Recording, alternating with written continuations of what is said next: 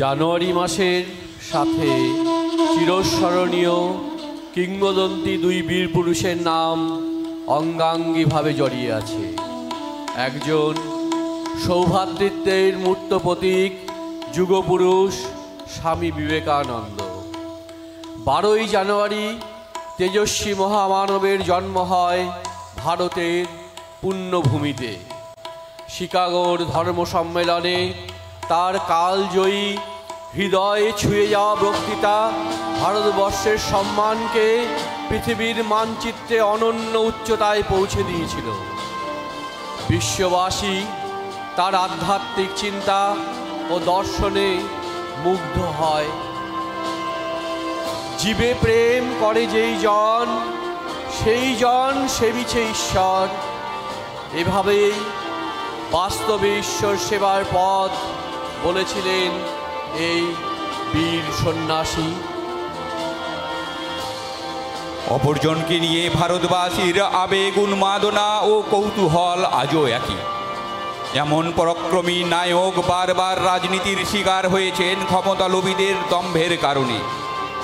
তাকে পেছনের দিকে ঠেলে দেওয়ার চেষ্টা হয়েছে বরংবার, কিন্তু যার আসন পাতা 140 কোটি ভারতবাসীর হৃদয়ের মণিকোঠায়, সেখান থেকে নামানোর সাধ্য কারণেই থাকবেও না কোনো দিন। তিনি এক ও অদ্বিতীয় দেশ নায়ক। এখন দেশবাসীর আশায় বুক বেঁধে আছে উনি ফিরবেন।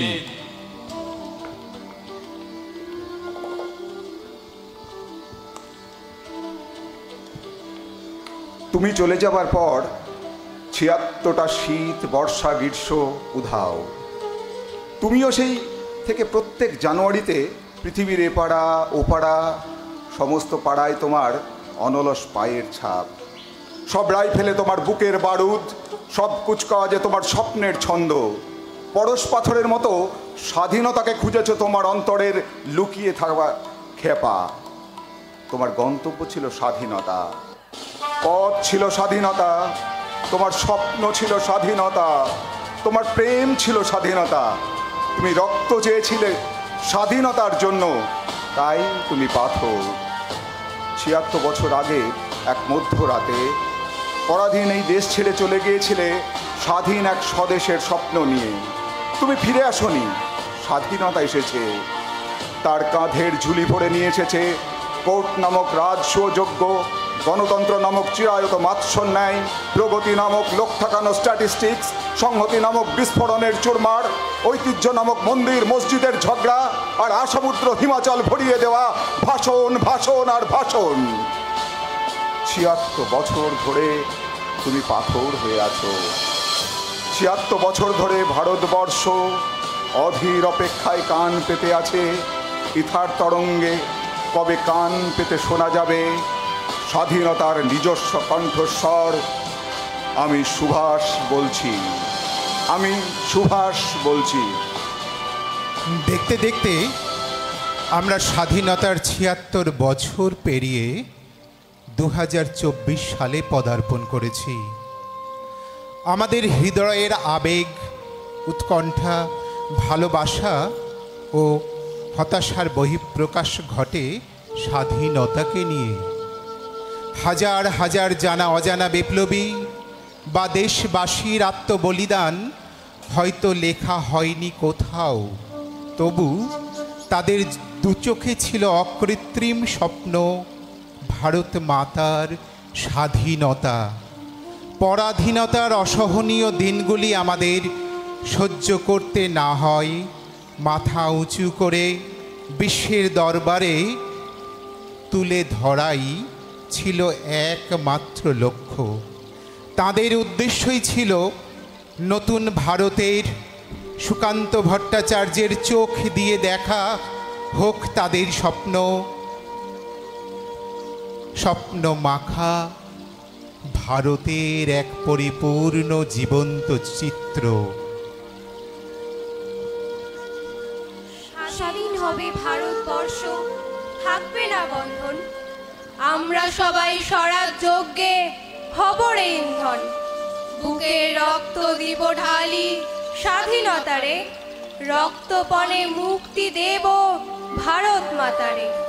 মূর্খ যারা, অজ্ঞ যারা, যে জন বঞ্চিত, তাদের তরে মুক্তি সুধা করব সঞ্চিত। চাষি, মজুর, দিন, দরিদ্র সবাই মোদের ভাই, একস্বরে বলবো মোরা স্বাধীনতা চাই। থাকবে না কো মতভেদ আর মিথ্যা সম্প্রদায়, ছিন্ন হবে ভেদের গ্রন্থি কঠিন প্রতিজ্ঞায়। আমরা সবাই ভারতবাসী, শ্রেষ্ঠ পৃথিবীর, আমরা হব মুক্তিদাতা, আমরা হব বীর। 1947 সালের 15ই আগস্ট স্বাধীনতা পেলাম আমরা। দীর্ঘ 300 বছরের পরাধীনতার শৃঙ্খল ভেঙে স্বাধীনতার উন্মাদনায় রঙিন হলো ভারতের মাটি, আকাশ, বাতাস। আনন্দের মাঝে ধর্মের নামে দেশভাগের যন্ত্রণা সইতে হলো আপামর দেশবাসীকে। হাজার হাজার বিপ্লবীর স্বপ্ন একটু একটু করে ভাঙতে শুরু হলো সেই জন্মলগ্ন থেকেই। যে রক্তবীজ পোঁতা হলো স্বাধীনতার প্রাক্কালে, আজ তা মহীরুহে পরিণত হয়েছে। ভাঙতে ভাঙতে মনের দরজাটাকেও বন্ধ করে তুলেছি। তাই কবির চোখ দিয়ে শিশু মনেও যে বড় প্রশ্নচিহ্ন এঁকে দিয়ে যায়, তার উত্তর কে দেবে? তেলের শিশি ভাঙলো বলে পুকুর পরে রাগ করো, তোমরা যে সব বুড়ো খোকা ভারত ভেঙে ভাগ করো। তার বেলা ভাঙছো প্রদেশ, ভাঙছো জেলা, জমি জমা ঘর বাড়ি, পাটের আড়ত, ধানের গোলা, কারখানা আর রেলগাড়ি।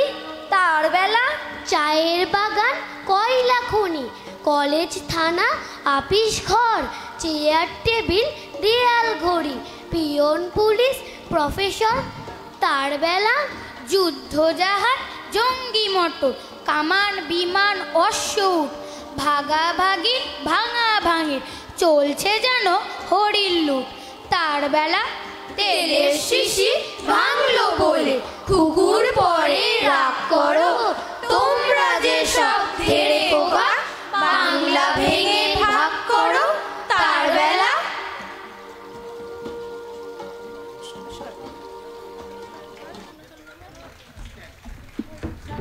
সব ভেদাভেদ, ধর্ম, বর্ণ, ভাষা দূরে সরিয়ে গড়ে তুলি আমাদের পিতৃপুরুষের স্বপ্নের ভারতবর্ষ।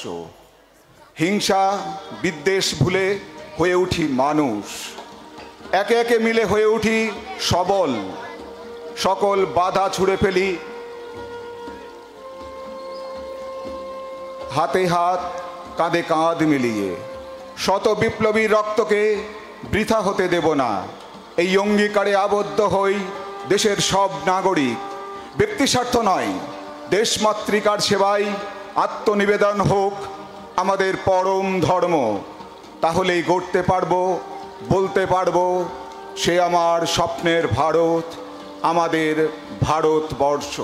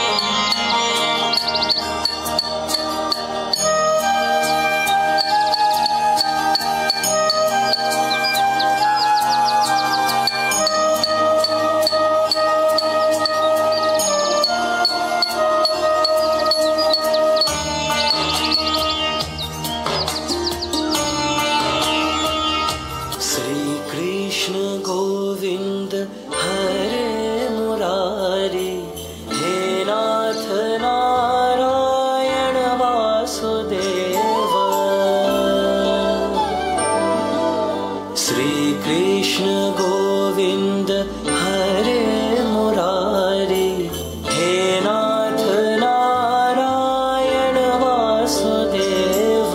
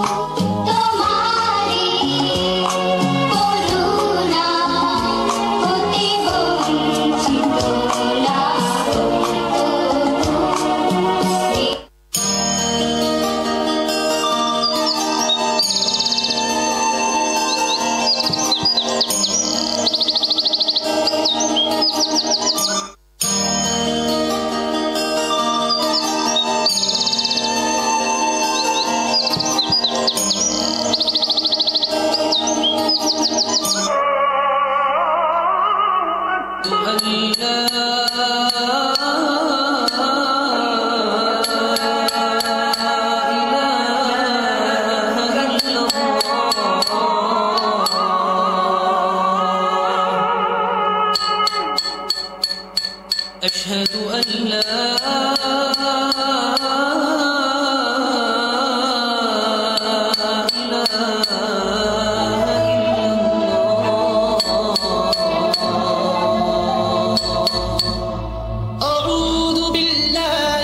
الشيطان الرجيم. بسم الله الرحمن الرحيم. قال رسول الله صلى الله عليه وسلم قال أن تؤمن بالله واليوم الآخر والملائكة والكتب والنبيين والبعث بعد الموت والقدر خيره وشره من الله تعالى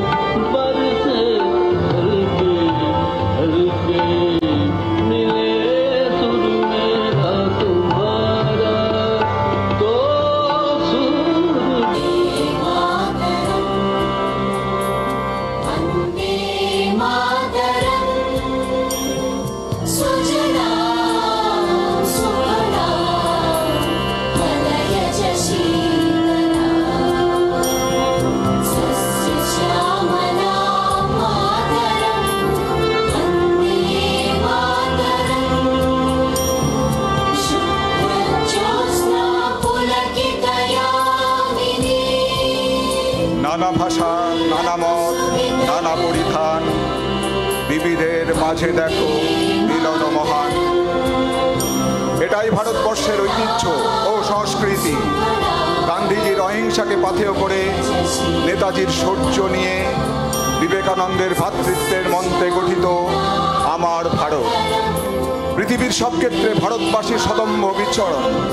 ক্রীড়া থেকে চিকিৎসা বিজ্ঞান, সাহিত্য থেকে রাজনীতির ময়দান, চলচ্চিত্র জগৎ থেকে প্রযুক্তি বিজ্ঞান, গবেষণা থেকে শিল্প বাণিজ্য, সবেতেই এগিয়ে থেকে চাঁদের মাটি ছুঁয়েছে আমার স্বপ্নের ভারত।